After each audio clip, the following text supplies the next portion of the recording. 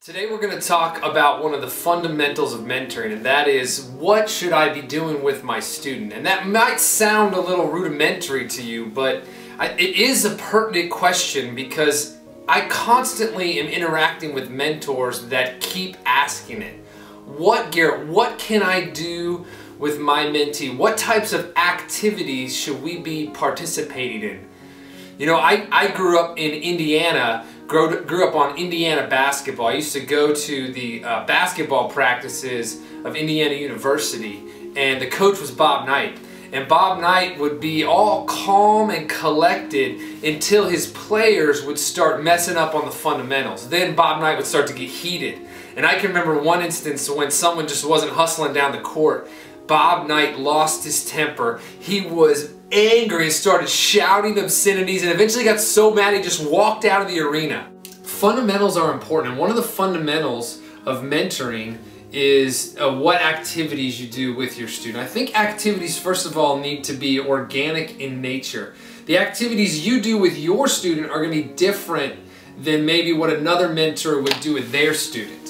And I just recently read a study that if students participate in deciding what you're going to do, they enjoy mentoring even more. They'll enjoy being with you even more. Matches are typically more successful if the student is participating in deciding what activities you're going to do together.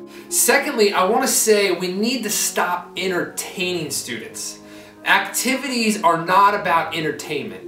Activities are the garden in which a relationship can grow, and so often activities can get in the way because a mentor is trying to just entertain and take their student to places the student's never been before, and maybe go to things like the Mavericks game and the fair. While those aren't bad, they can really distract from a relationship growing because students can start to spend time with their mentor so that they can do the activities and not just to spend time with their mentors. What the aim is a relationship, and oftentimes activities that are entertaining can distract from a relationship.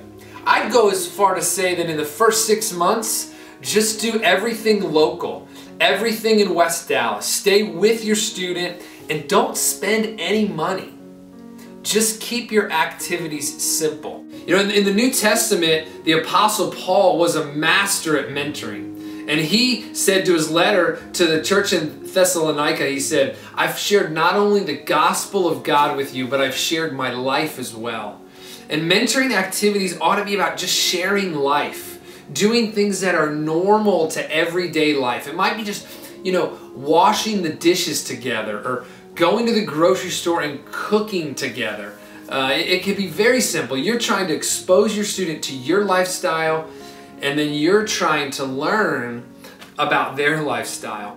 Then lastly, I think activities ought to be familiar, foreign, and a first. And let me explain each of those. By familiar, I mean some of these activities ought to be on your student's turf. They ought to be familiar to your student and unfamiliar to you. So you're the one having to come out of your comfort zone and enter into their comfort zone.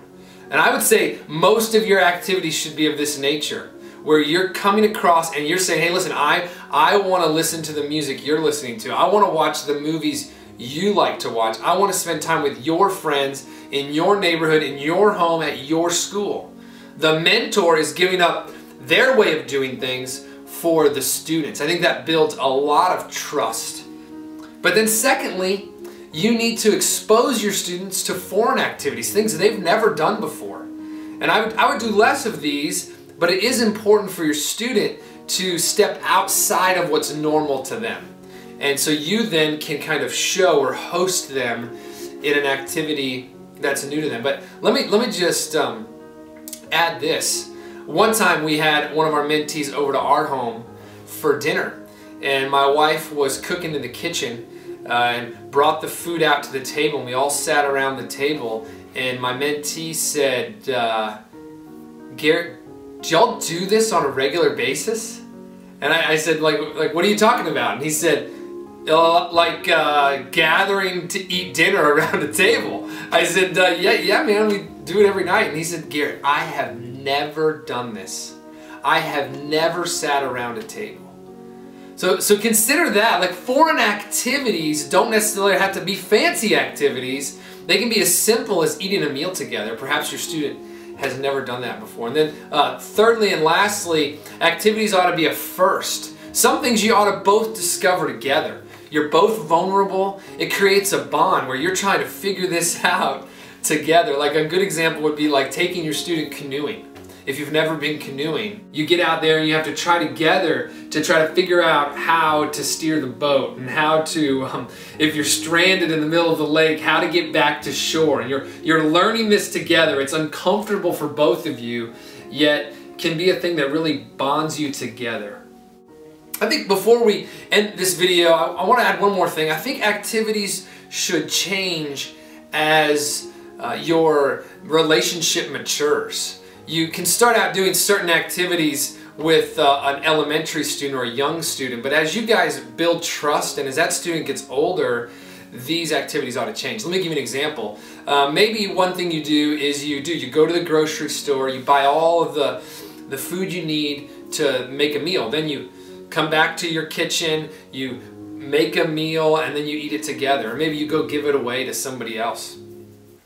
That's great. That's great for an activity that if you're just getting started. But maybe later on, you would go to the grocery, buy the materials, and then just let your student cook. And you actually just stand there and don't touch anything. Where now your student can cook spaghetti with garlic bread without you. And then maybe you create a recipe book with your student where you have now 20 or 30 recipes that your student knows how to make without you. You're trying to help people help themselves, and your activities ought to reflect that.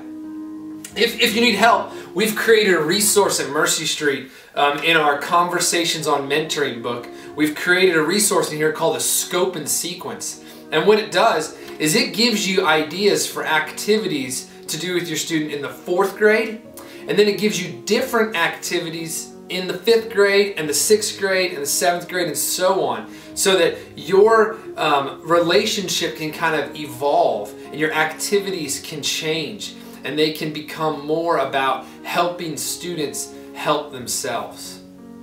So thank you. This is just a brief video on how you can better consider and reflect upon the activities you're doing with your student.